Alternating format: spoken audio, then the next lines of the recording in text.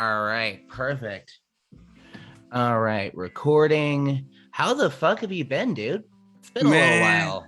it has been a minute, man. You know, life is life. You have your ups and downs and all of that. And what don't kill you make you stronger. Spiritually, I am in the best space I've ever been in, man. Damn straight. Ladies and gentlemen, I have the legend himself, Jon Connor, with me. His 11th mixtape, Best in the World 5, Delirium, is out right now on his YouTube channel. Is that still exclusively on the YouTube channel?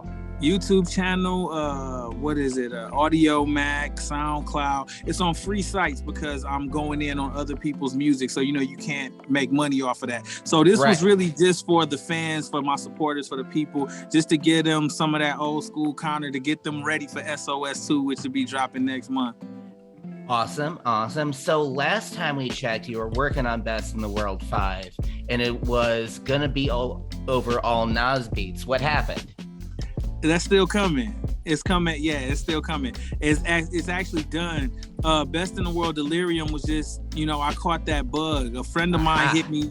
Yeah, a friend of mine hit me, Tia Scott, and she said, "You know what? It's a bunch of new songs I would love to hear you rap on." And I'm an Aries, and I'm very spontaneous. So sure. when she sent me that list, she just sent me a list of songs she wanted to hear me rhyme over, and then I did it, and that became Delirium. Because before that, we were just gonna put out the announcement video where I talked about the rollout of AVM, and it was just gonna be that. But I'm like, you know what would be cooler if we put out a tape and the announcement video in the same week, and people have been digging it, man.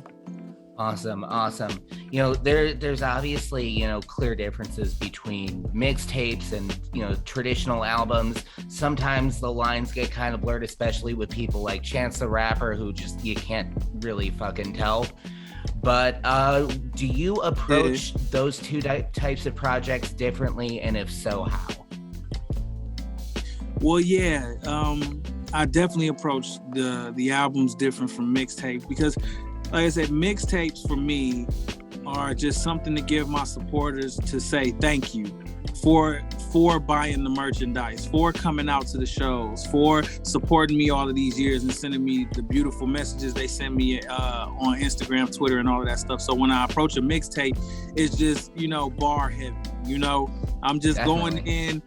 I'm just flexing. It's kind of like street ball as opposed to the NBA. When you're on the playground playing basketball, you can do all of the little tricks and you kind of trying to impress whoever watching on the playground or whatever. But then in the NBA, you're trying to win championships. So what that means as far as me being a hip hop artist, it's just straight bars on the mixtapes, flexing my skills. And then when it's time for the project, when it's time for the album, there's a lot more melodies, harmonies, a lot more song structure, Right. a lot more, big hooks and things like that. But for the mixtape, it's just straight rhyming and MCing. Definitely. What was the most challenging beat for Best in the World 5? Like, what was the hardest one to rap over and try to make a new song out of it? See, it's crazy because different records give me different levels of difficulty depending on how I feel that day. So it's like I could listen to one beat one day and struggle with it, and then I wake up refreshed the next day, and then it just comes to me like that.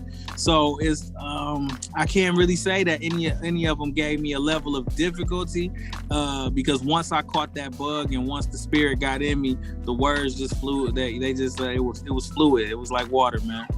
Yeah, that's fucking awesome. And that's part of being an artist too, is that that shit does come sporadically and kind of without warning, and the more pressure you put on yourself, the harder it becomes. And then once you kind of release it, it's like, oh, there it is.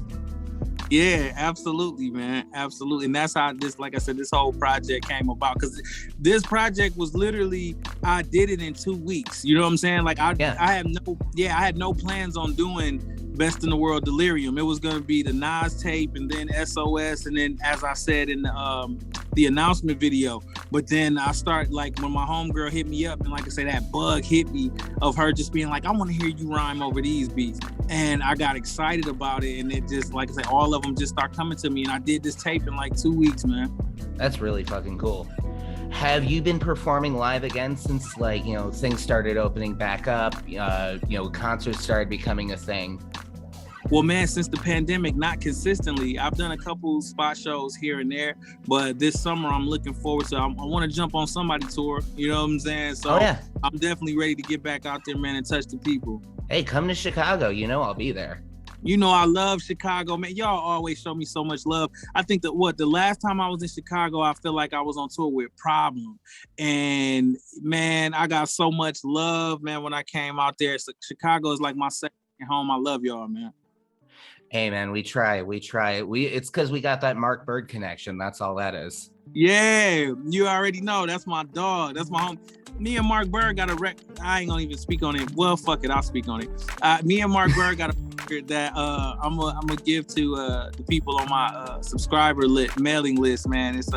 It's a joint that was intended for SOS too, but I just want to give it to the people, and it's crazy. Fucking A. Yeah, it's crazy watching people grow artistically the way I've had the opportunity to with him. Because, like, I met him in fucking 2009. He was with this group called The Freshmen. He was renting out this little studio out in, like, the little border between, like, Oak Park and Chicago. And I came to do a photo shoot with him because that's mainly what I was doing at the time. And he was like 70 pounds heavier and didn't really know what he was doing at the time. And just like seeing where he was then to where he is now. And it's just like, here's my like 11th selfie with Dr. Dre. Just no big deal. God damn it, Mark. Yeah, man. Bird, man. Super talented dude, super genuine dude. And like, I don't, it's not too many people in the music business I can say that are my friends, but I consider Mark Bird a friend. Absolutely. Now, are you living in LA? Are you living in Detroit? Anywhere in between? Oh, I'm in Michigan, man. You're in Michigan. On all day. Yeah. Oh, so shit. I'm in Flint, Michigan. So after I left Aftermath, like, you know what I'm saying, it was a kind of a transitional thing. So I'm like, where do I want to go next? What do I want to do next? So it's like, you know what? Let me go recharge. Let me soak up the home vibes for a minute and then figure out what that next move is. I think the next move for me might either be Atlanta or Florida, one of the two. There you go. I mean, you could do what most, like, grandmas do and move to fucking Florida to be old and not pay taxes. Yeah, man, come on. I love Florida. I got a history in Florida because I went to Full Sail in Orlando, Winter Park. So that's my home away from home too. And I love Atlanta as well because my father and my stepmother stay there. I got family in Atlanta. But, just figuring it out. But yeah, I needed, after being in LA for 5 years and being a Michigan dude to my core and being a Midwest dude to my core, there's a certain genuine spirit about the Midwest. It's something that's that blue collar, just, you know what I'm saying, feel good type shit. And I missed it. I needed to get away. I needed to get away from models and palm trees for a second, and I needed to go back to what raised me, which was blue collar, hard working, genuine, just realness. And I love LA, but I'm just saying, I come from the Midwest. So after being in LA for 5 years, I just needed to get recharged, and the only way you could do that is going back to your roots, man. Well, had I known, I would have looked you up. I was just in Detroit for the Mom Spaghetti opening. Really? Yeah. Well, man, yeah, you should have hit me, man. I definitely would have came and chopped it up with you. Fuck yeah. And I was there, and I guess M took pictures with like the first 10 people, and I was literally number 13. And so I didn't get to meet him, but I did see him driving off and waving at people, so that kind of counts. Yeah, it does. That counts, man. You got an Eminem story. Oh yeah, and Root Jude was there, and I had a rapport with him already. He's done my show, and I've done some shit for him. So it was like, yo, what's up, dude? And so I knew people, but it was one of those things where it was like, fuck, I was 5 seconds off. Yeah, man, and shouts to Rude Jude, super cool dude, man. Oh, Jude's one of my favorite humans. He is the reason I started this podcast, actually. And man, super cool. Oh yeah, no, good people, that one. Well, shit. What can we expect from SOS 2? Oh man, SOS2, just the next chapter of my journey. You know, I think that I just released a record the other day entitled To Whom It May Concern, and it kind of picks up where my project Unconscious State left off, because there was a fan base of people that dug my music prior to me getting signed to Aftermath. You know what I'm saying? So it's like when I went and I got signed and then they just didn't hear anything from me. Like they were so excited and happy and then nothing. I felt as the people's rapper and just as Jan Freeman, I owed them an explanation. I owed them closure. I owed them closure, you know what I'm saying, to just the whole situation. And I think my whole career has been that, like that. Wherever I'm at in life at that time, my music and my art is going to reflect that. So SOS2 kind of picks up where To Whom It May Concern left off. It's like, it's all of my projects, like I said, it's a piece of wherever I was at that time. So SOS2 is going to talk about life after the record deal. It's going to talk about what I learned. It's going to talk about, you know, just that redemption story of okay, when you get knocked down, you get back up. It's going to also talk about everything that glitters ain't gold. When you think you want something so bad and you finally get it, you know, maybe that's not what you really wanted. Maybe what you had in the beginning wasn't so bad. And just, I think as a person, man, I've just learned to just appreciate life. I've learned to appreciate every single supporter I have and everything about this existence. And I think that SOS2 reflects that. You know, as a person, you've been put in a position where it would have been really easy to get jaded both by success and then leaving a major label and maybe being looked at differently by fans. And you're still like one of the most positive motherfuckers I've ever met. Like, how do you keep that up? I keep it up because my spirituality is the most important thing to me. So my spirituality is never jaded by these things that we go through in this journey of life. It's like at the end of the day, we're all humans, we're all spirits, we're all gonna live, we're all gonna die, we're all gonna have heartbreak, we're all gonna find love, we're all gonna. It's like we're humans first and foremost, and I never lose sight of that. That this life thing is a journey, and everything's a teachable moment. So I don't get jaded because I kind of feel like, let's take my situation with Aftermath, right? Sure. So when I was 14 years old, I was a part of a crew, right? And I was kind of like the nerdy, chubby kid. Like, you know what I'm saying? I wasn't the cool one in the crew. I was the one that just knew how to beats, right? And the guy that was the head of the crew, he was the guy that got all the girls. He played varsity football, varsity basketball, right? So in high school, he was the man, but he did something foul to me and I had to leave that situation. And that I ended up starting my first record company, All Varsity, back when I was in high school. And because of that is how I ended up meeting the people I met and then going on the path that I went on. The point of me saying that is I feel like with me leaving Aftermath, it's no different than me age 14 having to leave that situation and start over. It's just that you get older and you get wiser. And if you look at life, you kind of go through the same situations over and over again. And once you go through it again, you kind of know how to deal with it because you're like, oh, this feels like when I was 14 and I went through this with this situation. Right. So it's about continuing to believe in yourself, man, until the end, man. And it's also a combination of, you know, the whole every cause and effect has another cause. So like you walked out of that situation, you started your record company, and if you didn't do that, you wouldn't have been discovered by Aftermath. And maybe if you didn't get discovered by Aftermath and signed, you wouldn't have had, you know, X amount of people who followed you along after you left. And it's all like the ends kind of do justify the means at the end of the day. Absolutely, man. A wise person once said, man knows everything when he realizes he knows nothing. So it's like, I don't know. I've completely submitted myself to whatever the journey brings to me. And I'm cool with that. Like, and so my positivity, I think I seen Russell Simmons say something. He said, I'm not happy because I'm rich. I'm rich because I'm happy. So it's like I always stay in a positive state. And when you stay in a positive state, you attract more positive things to you. You attract more positive opportunities to you.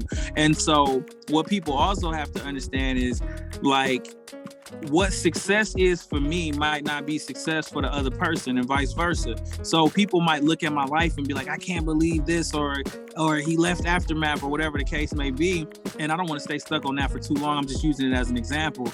But it's like, for me, success is bigger than what label I'm signed to. Success for me is inner peace. Success for me is making sure my mother is good, making sure my family is good, making sure, you know, I'm just at a space of clarity and peace. And so that's still the everlasting journey that I'm on every day, man. Yeah, and like, what kind of person would you be if you were just like forever the guy associated with Dr. Dre? You want to make your own thing. Yeah, absolutely. Like, ever since I was a kid, man, I always looked up to Dr. Dre and Jay-Z and Puff and Master P and Jay-Z and Dame Dash. I always want DNY of Rough Riders. Like, you know, I came in the era where it was cool to be a CEO. I came up in the era where it was cool to own your own shit. So for me, it's like working at Aftermath was dope because I got a chance to see how it was done at the highest level. But it's like, this is the opportunity that I always wanted since I was a kid, to go out on my own and be a CEO, have my own company, and see how far I could take it. Yeah, no, it's almost kind of like a lost art having these like crews and labels. How old are you, by the way? 36. All right, I'm 34, so we kind of came up in around the same time, where, you know, I remember being in like junior high and there was Bad Boy and there was Rockefeller and like Aftermath had just started and Rough Riders was really blowing the fuck up.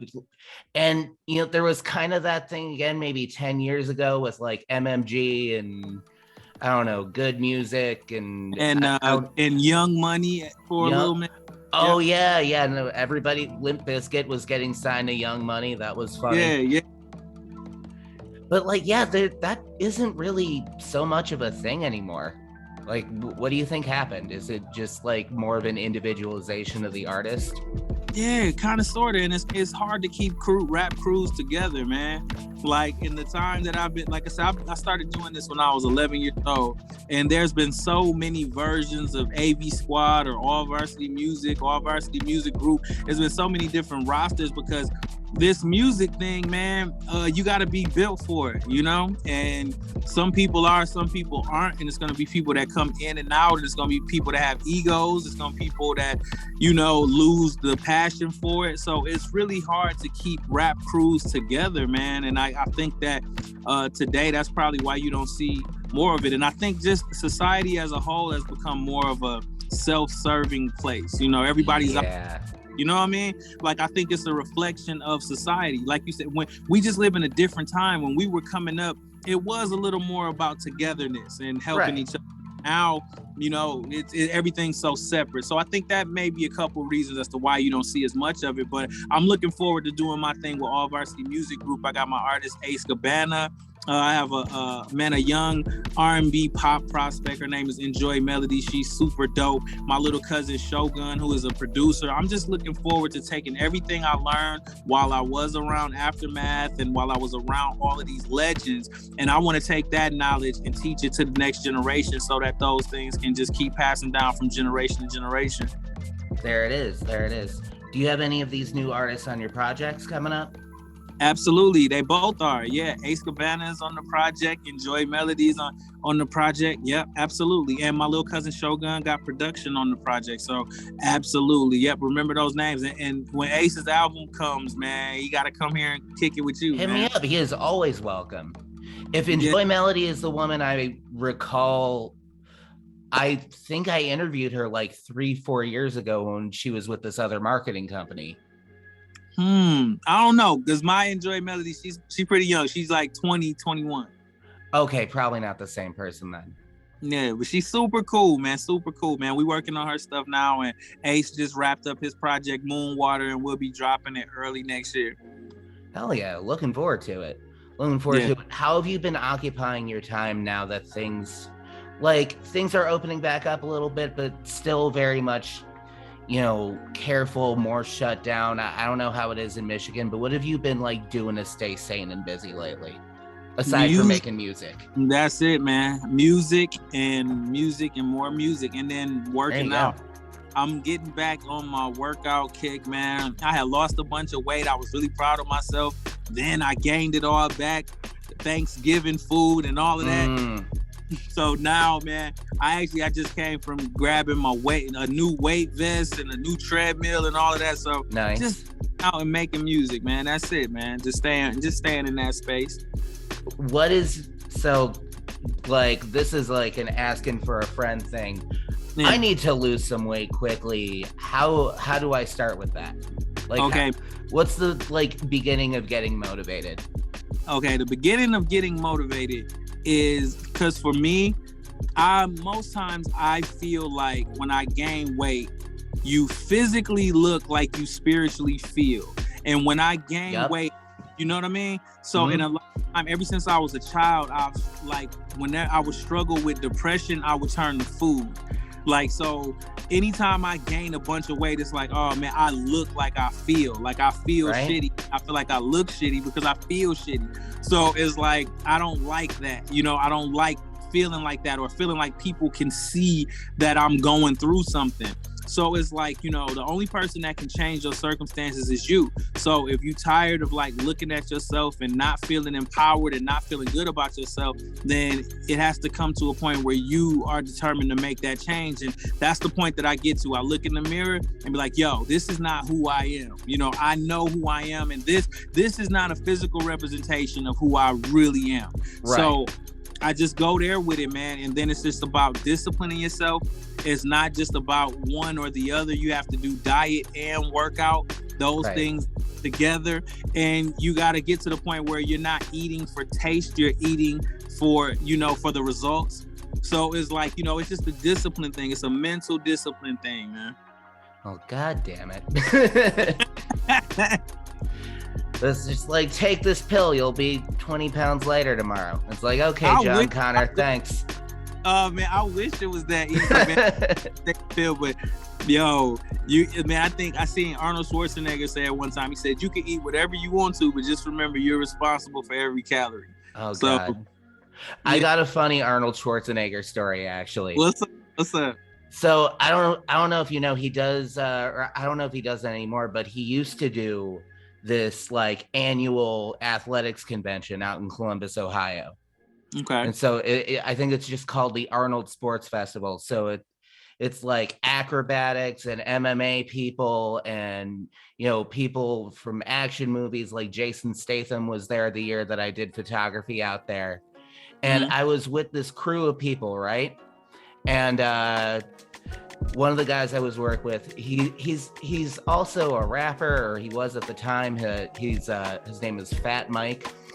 Heavy set dude, but he was in good shape, and he, would run track, and he would do half marathons. And so final day, we finally get some FaceTime with Arnold, and we're just shooting the shit with him. And he was like, yeah, Mike's like, yeah, when I was running the Chicago Marathon. And Arnold just looks at him like, you? I was like, oh, that's just not cool. Oh, man. What the fuck, Arnold Schwarzenegger? Oh, man, I'm sure he didn't mean that in a derogatory way. No, but we were all laughing at him as soon as he was out of earshot. Shout out to Fat Mike. Oh, man, shout outs to Fat Mike. Shout outs to Arnold.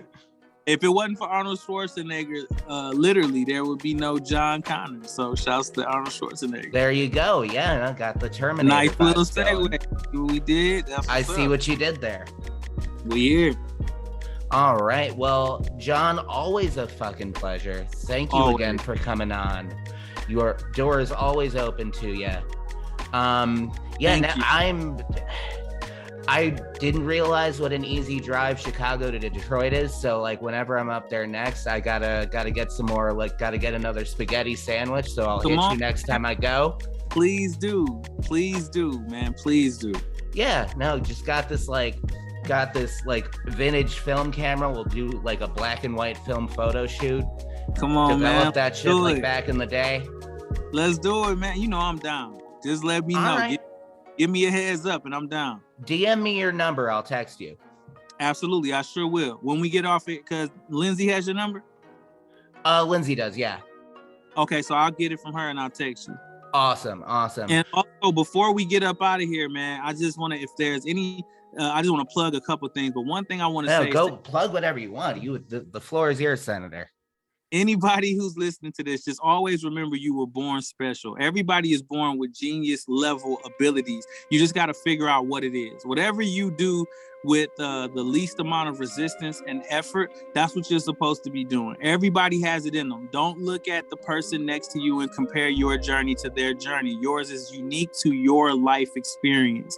Figure out what it is that you're great at and chase that fearlessly. Chase that with no doubts or nothing. Don't think that a job makes you. Don't think that another person makes you. Don't think that money makes you. Don't think that anything material makes you. You were born special. From the time you came out of your mother's womb, there was something in you that was different, that nobody else in the world has, that only you have. So it's like it's on you to chase your dream, and whatever it is, it's waiting for you to go after it. Do not let social media, do not let a setback make you think that you're not special and you're not capable of attaining anything that it is that you want to do. And that is what my journey is about. That is what I hope that when people listen to my music, I hope that's what they get out of this, that no matter what I went through, I kept going. And I heard Nipsey Hussle say it one time. He said, the only thing different about me than a lot of other cats that was rapping where I was from is that I never quit. That's it. So the only thing, rest in peace, Nip. So I just want that to be the message that people receive from my music and from my journey. Do not quit. Do not give up. You offer something unique to this world that nobody else can. You are a one of one. And whatever that is, chase it fearlessly until you catch it. And please follow me on social media. Follow me on social media at Jon Connor Music. Please go listen to my new tape, Best in the World, Delirium, which is out now. Please go watch the video To Whom It May Concern, which explains a lot of my journey up until this point. It will be available on all streaming platforms on December 12th. And SOS 2 will be out in January, and we just gonna keep rolling, man. Fucking A right we are.